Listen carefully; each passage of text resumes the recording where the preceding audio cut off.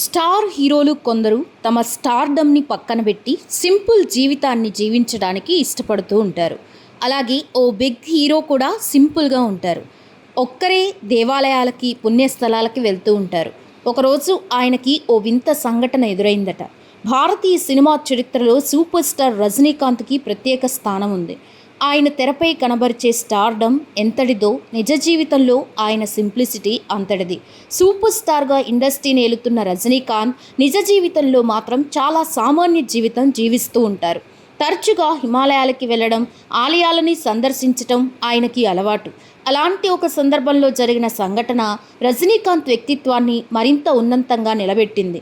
ఆయన block buster చిత్రం శివాజీ భారీ విజయం సాధించిన తర్వాత రజనీకాంత్ హిమాలయాల్లోని ఒక పుణ్యక్షేత్రాన్ని సందర్శించాలని నిర్ణయించుకున్నారు. అయితే ఒక సాధారణ భక్తుడిగా వెళ్ళాలని భావించారు. తనతో పాటు బౌన్సర్లు సెక్యూరిటీని వద్దని స్పష్టంగా చెప్పారట.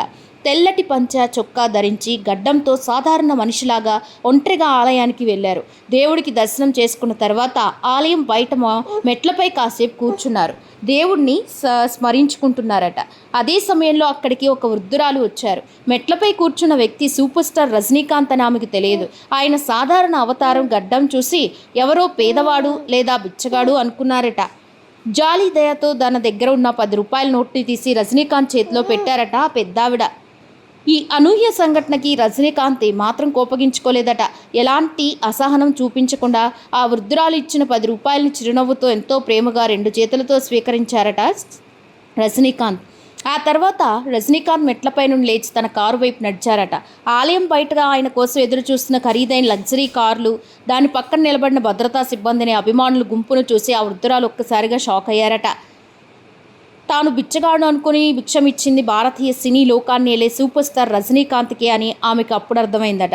వెంటనే ఆమె రజనీకాంత్ దగ్గరికి పరిగెత్తుకు వెళ్ళి నన్ను క్షమించండి, మీరెవరో నాకు నిజంగా తెలియదు అని వేడుకున్నారట. ఆ వృద్ధురాలి మాటలకు రజనీకాంత్ చలించిపోయారట. ఆమెతో, అమ్మా, మీరు నన్ను క్షమించమని అడక్కండి. నిజానికి ఇది దేవుడే నాకు గుర్తు చేస్తున్న ఒక అద్భుతమైన పాఠం. నా అసలు స్వరూపం ఏంటో దేవుడు మీ ద్వారా నాకు తెలియజేశాడు. దేవుడి ముందు మనమందరం బిచ్చగాళ్ళమే. ఆయన దర్బార్లో మన యోగ్యత, అంతస్తు, డబ్బు దేనికి విలువలేదు, అందరూ ఒక్కటే అని ప్రవచించారు. ఆయన ఇంకా మాట్లాడుతూ, నాకు ఎలాంటి అహంకారం, గర్వం రాకుండా ఆపడానికి దేవుడు మీ ద్వారా నాకు సందేశం ఇచ్చారు. మీరు ఇచ్చిన ఈ 10 రూపాయలు నాకు కేవలం డబ్బు కాదు, ఇది సాక్షాత్తు భగవంతుడు ఇచ్చిన ఆశీర్వాదం అని చెప్పారట. ఆ వృద్ధురాలు ఇచ్చిన 10 రూపాయల నోటును చివరి వరకు తన దగ్గరే భద్రపరుచుకుంటానని అన్నారట సూపర్ స్టార్ రజనీకాంత్.